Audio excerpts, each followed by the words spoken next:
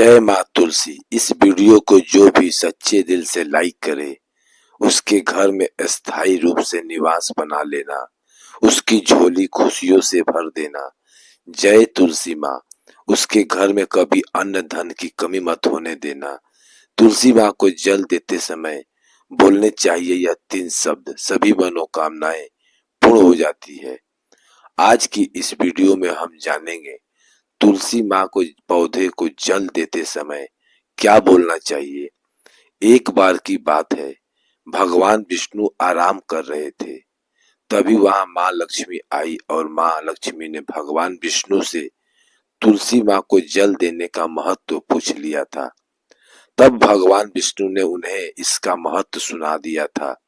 आगे देवी माँ लक्ष्मी बोलती हैं, स्वामी आपने मुझे तुलसी माँ को जल देने का महत्व तो बता दिया है, किंतु अब मेरे मन में यह जानने की जिज्ञासा हो रही है कि तुलसी माँ को जल कैसे देना चाहिए। तुलसी माँ को जल देने की सर्वोत्तम विधि कौन सी है तथा तुलसी माँ को जल देने का मंत्र कौन सा है। कृपया आप मुझे इन सभी प्रश्नों का उत्तर दें। तब भगवान विष्णु देवी माँ लक्ष्मी को कहते हैं, है प्रिय, जिस प्रकार से मैं तुम्हें तुलसी माँ का महत्व सुनाया है उसी प्रकार से तुलसी माँ को जल देने का समय जो बोले जाने वाले मंत्र का भी बड़ा महत्व है। यह मंत्र केवल 3 शब्दों का है, किंतु इसका प्रभाव बहुत ही कल्याणकारी है। जो भी इंसान प्रतिदिन तुलसी माँ को जल देते समय अपने मुख से केवल यह 3 शब्द बोल देता है तो साक्षात माँ लक्ष्मी उसके घर में प्रवेश करती हैं। उसकी दरिद्रता समाप्त हो जाती है, उसे धन धान्य की प्राप्ति होती है। वह मंत्र बताने से पूर्व मैं आपको तुलसी माँ का इस मंत्र का महत्व सुनाता हूँ। इस महत्व को सुनने के मात्र ही इंसान का समस्त पाप नष्ट हो जाते हैं। उस हजारों वर्ष का तुलसी माँ को जल देने का पुण्य प्राप्त होता है। इसलिए देवी लक्ष्मी आप इस कथा को ध्यान पूरा सुनना।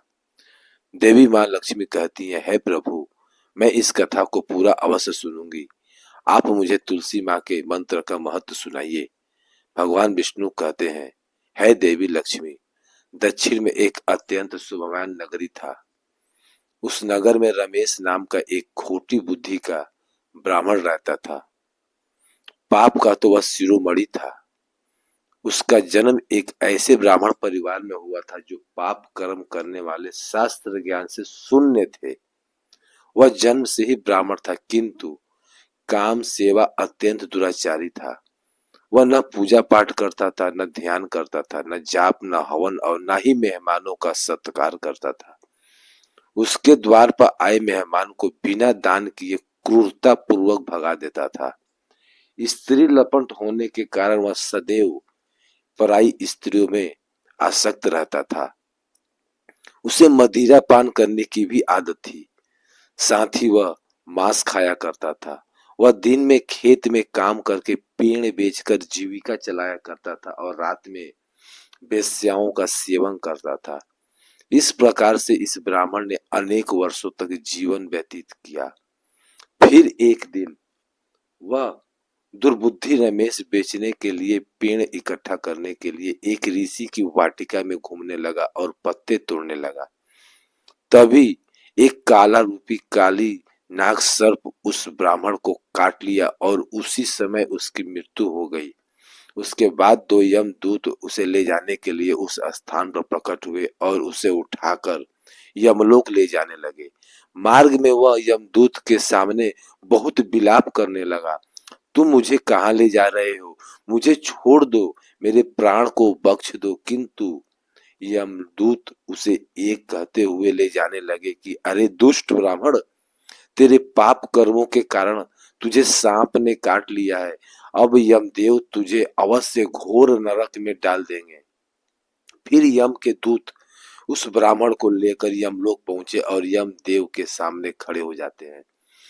चित्रगुप्त उस ब्राह्मण का लेखा जोखा निकालते हैं और यमदेव से कहते हैं कि है धर्मराज, इस ब्राह्मण ने बचपन से लेकर मृत्यु तक पाप ही पाप किया है।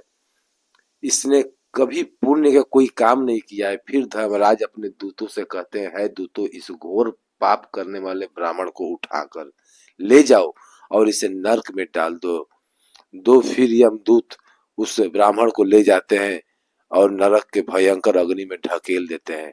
अनेक वर्षों तक नरक में सजा भोगने के बाद उस ब्राह्मण को दूसरे जन्म में एक बैल का शरीर मिलता है। बैल का जन्म पाकर वह बोझ उठाने का काम करने लगा। उसका मालिक उसे दिन रात काम करवाने लगा। फिर जब उस बैल की शक्ति कम हुई तो उसके मालिक ने उसे एक लंगड़े आदमी को बेच दिया। उस लंगड़े आदमी ने उस बैल को खुद का बोझ उठाने के लिए उपयोग किया। वह उसकी पीठ पर बैठकर घुमा करता था। इस प्रकार से उस बैल ने 8 वर्षों तक उस लंगड़े आदमी का बोझ उठाया। फिर एक दिन वह लंगड़ा आदमी उस बैल की पीठ पर बैठकर किसी ऊंचे पर्वत पर जाने लगा। उस पर्वत पर बहुत देर तक चलने के कारण वह बैल बहुत थक गया। उसकी शक्ति क्षीण हो गई और कुछ समय बाद वह बैल बहुत जोर से मूर्छित होकर जमीन पर गिर पड़ा और अंतिम सांस लेने लगा। तभी वहां पर खड़े लोगों को उस बैल पर बड़ी दया आ गई और वह उसके मुख में पानी डालने लगे। फिर उस लोगों ने एक पुण्य आत्मा व्यक्ति का उस बैल के कल्याण करने के लिए अपना पुण्य उस बैल को दे दिया।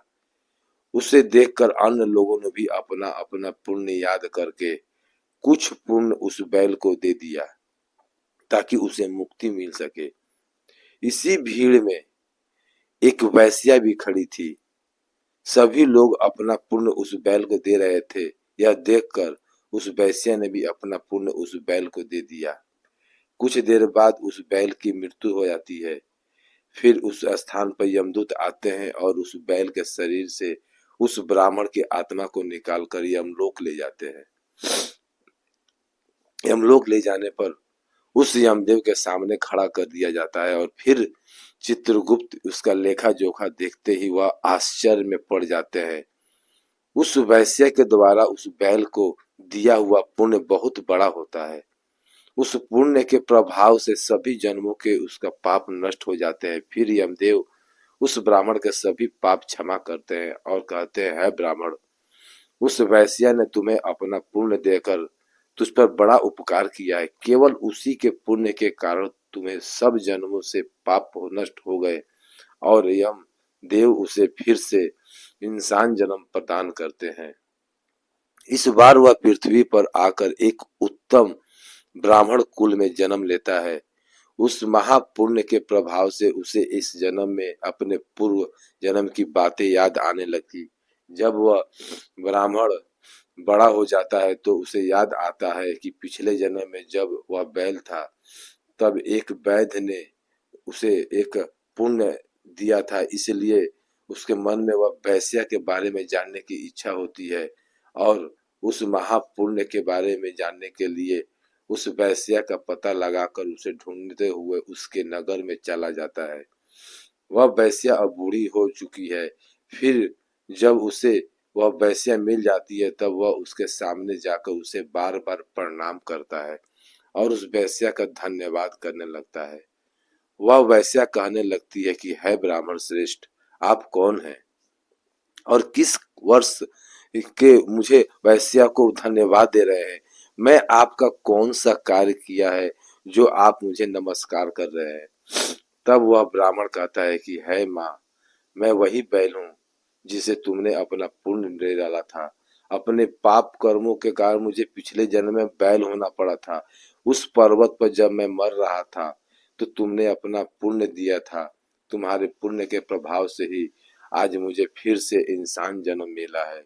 तुम्हारे द्वारा दिए गए इस पुण्य के कारण मुझे अपने पूर्व जन्म की सारी बातें याद है, किंतु मैं आज यहाँ पर जानने के लिए आया हूँ कि तुम्हें मुझे उस समय अपना कौन सा पुण्य दिया था जिसके कारण मेरे सभी जन्मों के पाप नष्ट हो चुके हैं। उस समय के बारे में जानना चाहता हूँ। तब वैश्या ने कहा था, ब्राह्मण श्रेष्ठ, मैं तो अपने जीवन में पुण्य के काम कोई किया ही नहीं, किंतु मेरे घर में एक तोता है जो पिंजड़े में रहकर हमेशा कुछ बोलते रहता है, जिसे सुनकर मेरा अंतकरण पवित्र हो गया। इस तोते के द्वारा बोले गए मंत्र का पूर्ण है, तुम्हें दान में दिया था। फिर वह वैश्या और वह ब्राह्मण उस तोते के पास जाते हैं और उसे पूछने लगते हैं कि तुम कौन सा मंत्र बोल रहे हो जिसके हमारे जीवन का उद्धार हुआ है। यह मंत्र तुम्हें किसने सिखाया और इस मंत्र का क्या अर्थ होता है। तब उस तोते ने अपने पूर्व जन्म की विधान सुनाता है आरंभ किया। वह तोता कहने लगा कि ब्राह्मण श्रेष्ठ, पिछले जन्म में मैं एक ब्राह्मण था। अपने ज्ञान के अहंकार में अंधा हो चुका था। मैं कभी गुरुजनों का आदर नहीं किया, सदैव ही उनका अपमान किया। मुझे अपने ज्ञान पर इतना ही घमंड हो गया था कि जिस कारण से मेरा क्रोध बहुत ही अधिक बढ़ गया और मैं सभी से द्वेष करने लगा, अन्य पुरुषों को तुच्छ समझने लगा, विद्वानों का भरी सभा में अपमान करने लगा। फिर कालांतर में मेरी मृत्यु हो गई और मुझे यमलोक ले जाया गया। पूर्ण जन्मों के गुरुजनों का अपमान करने के कारण मुझे तोते के कुल में डाल दिया गया और मेरा जन्म एक तोते के रूप में हो गया। मेरे पाप कर्मों के कारण छोटी अवस्था में ही मेरा अपने माता पिता को हो गया। फिर मैं पेड़ की डाल पर बैठकर रो रहा था तो उसी स्थान से कुछ मुनि जा रहे थे। उन्होंने मेरी दयनीय पुकार सुनी और मुझे लेकर अपने आश्रम में चले गए। वहां उस आश्रम पर उन्होंने मुझे एक सुंदर पिंजड़े में रखा और मेरी अच्छा तरह से ख्याल रखा। वह मुझे प्रतिदिन भोजन दिया करते थे और पढ़ाते थे। उस स्थान पर ऋषि मुनि, उनकी स्त्रियां और बालक सभी प्रतिदिन तुलसी माँ के पौधे को जल देते थे और उसके सामने एक मंत्र का जाप करते थे। उन्हीं के मुख से बार बार उस मंत्र को सुनकर मैं उससे रट लिया और तभी से मैं उस मंत्र का जान गया हूँ और उसी मंत्र दिन रात बोलते रहता हूँ। उस मंत्र के प्रभाव से मेरी कभी मृत्यु नहीं हुई और मेरी उम्र 100 वर्ष की हो गई और मैं इतने वर्षों तक जीवित रहा। इसी बीच एक रात को एक चोर उस स्थान पर आ गया और उसे मुझे वहां से चुरा लिया और फिर इस वैश्या ने मुझे उस चोर से खरीद लिया। इस वैश्या के घर पर आने के बाद भी मैं उस मंत्र को बोलता रहता था, जिसे सुनकर इस वैश्या का मन भी पवित्र हो गया और इसे वैश्या का काम छोड़कर भगवान विष्णु की भक्ति करने लगी।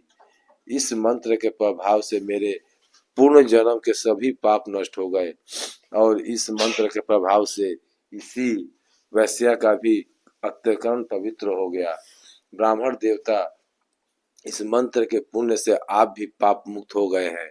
इस प्रकार से तोते ने उस ब्राह्मण को और उस वैश्या के सारा बात सुना दिया, जिसे सुनकर वह ब्राह्मण और वैश्या दोनों ही अत्यंत प्रसन्न हुए और फिर वह दोनों ही प्रतिदिन तुलसी माँ को जल देकर उस मंत्र का जाप करने लगे। फिर वह वैश्या और वह ब्राह्मण तीनों उस मंत्र के प्रभाव से दिव्य विमान में बैठकर विष्णु लोक को चले गए। भगवान विष्णु कहते हैं, है देवी लक्ष्मी, देखा आपने, केवल तुलसी माँ के इस मंत्र के प्रभाव से उस तोते के, उस वैश्या और उस ब्राह्मण के सभी पाप नष्ट हो गए।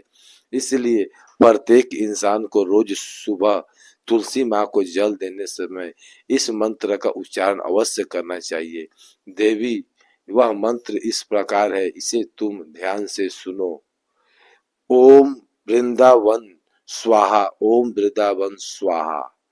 भगवान विष्णु कहते हैं कि जो भी स्त्री प्रतिदिन तुलसी माँ के समक्ष इस मंत्र का उच्चार करेगी वह सौभाग्यशाली बनेगी। जो भी पुरुष तुलसी माँ के सामने इस मंत्र का उच्चारण करेगा उसे धन की प्राप्ति होगी। जिस घर के सामने प्रतिदिन तुलसी माँ की पूजा की जाएगी उस घर में साक्षात लक्ष्मी का वास होगा। तुलसी माँ का यह मंत्र राजकल्पित है, यह समस्त फलों को प्रदान करने वाला है। अतः जो भी तुलसी माँ के सामने इस मंत्र का उच्चारण करेगा उसे संपूर्ण सिद्धियां प्राप्त होती।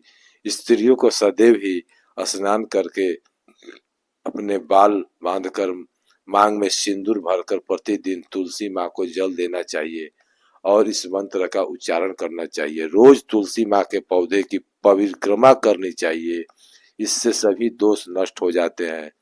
प्रतिदिन शाम के समय तुलसी माँ के पास दीपक जलाना चाहिए और तुलसी माँ के पास बैठकर भगवान विष्णु की आराधना करनी चाहिए। तुलसी माँ के पास दीपक जलाने से इंसान को धन धान्य की प्राप्ति होती है। हजारों अमृत के घड़े से नहाने पर श्री हरि को उतनी प्राप्ति नहीं होती जितनी कि वह मनुष्य के द्वारा तुलसी माँ का एक पत्ता चढ़ाने से प्राप्त होता है। 10,000 गाय के दान से मानव को फल प्राप्त करता है, वही फल तुलसी माँ का मंत्र से कर लेता है। जो मृत्यु के समय अपने मुख में तुलसी माँ का मंत्र का जाप करता है, वह पूर्ण पापों को मुक्त होकर भगवान विष्णु के धाम जाता है। भगवान विष्णु कहते हैं पूर्णिमा, अमावस्या, द्वादशी और सूर्य संक्रांति के दिन, मध्यकालीन रात्रि और अशोक के समय तेल लगाकर बिना स्नान किए अथवा बिना हाथ धोए रात्रि के वस्त्र पहनकर तुलसी माँ के पत्र तोड़ता है, वह महापाप होता है। श्रद्धा, व्रत, दान, प्रतिष्ठा, देव पूजा आदि तोड़ने हुए तुलसी माँ का पत्र वासी होने पर भी 3 रात्रि तक पवित्र ही रहते हैं। तुलसी माँ का एक एक पत्ता ना तोड़कर पत्तियों के साथ अग्रभाग को तोड़ना चाहिए। तुलसी माँ की मंजरी सब फूल से बढ़कर मानी जाती है। मंजरी तोड़ते समय उसके पत्तियों का इतना भी आवश्यक माना जा गया है। पूज्य भाव से पौधों को हिलाए बिना तुलसी माँ के अग्र भाग को तोड़ना चाहिए, इससे पूजा का फल लाभ 2 गुना बढ़ जाता है। तुलसी माँ के पत्तों को कभी नाखून से नहीं तोड़ना चाहिए, इससे पाप लगता है। रात्रि में तुलसी माँ के पौधे को स्पर्श न करें अथवा उसके पेड़ ना तोड़े, ऐसा करना अशुभ माना गया है। रात्रि में तुलसी माँ का पौधा निद्रा अवस्था में होता है, ऐसा में पत्ता तोड़ना पर पाप ही लगता है। गुरुवार के दिन तुलसी माँ के पौधे को थोड़ा सा कच्चा दूध अर्पित करें। दूध चढ़ाते समय ओम नमः भगवते वासुदेवाय नमः इस मंत्र का जाप अवश्य करना चाहिए। तुलसी माँ के पौधे के पास शालिग्राम रखें और उस पर तिल चढ़ाई पूजा करें। तुलसी माँ और शालिग्राम को दूध से भीगी हल्दी तिलक अवश्य रखें। शालिग्राम पर तुलसी माँ पत्र रख कर चंदन लगाना चाहिए। अगर कोई महिला मासिक धर्म से है तो वह तुलसी माँ का पूजा ना करे। मासिक धर्म के दौरान तुलसी माँ को स्पर्श करने से घोर पाप लगता है। इस स्त्री की दुर्गति होती है तो भक्तों इस प्रकार से भगवान विष्णु ने देवी माँ लक्ष्मी को तुलसी माँ को जल देने का मंत्र का महत्व सुनाया। यह कथा आपको कैसी लगी कमेंट करके अवश्य बताएं। अगर यह जानकारी अच्छी लगी तो वीडियो को लाइक करें। भक्तों, अगर आप माँ लक्ष्मी को अपने घर लाना चाहते हैं तो कमेंट बॉक्स में लिखें जय माँ लक्ष्मी, आपका हमारे घर में स्वागत है और हमारे चैनल को सब्सक्राइब करें। धन्यवाद आपका बहुत बहुत वीडियो देखने के लिए।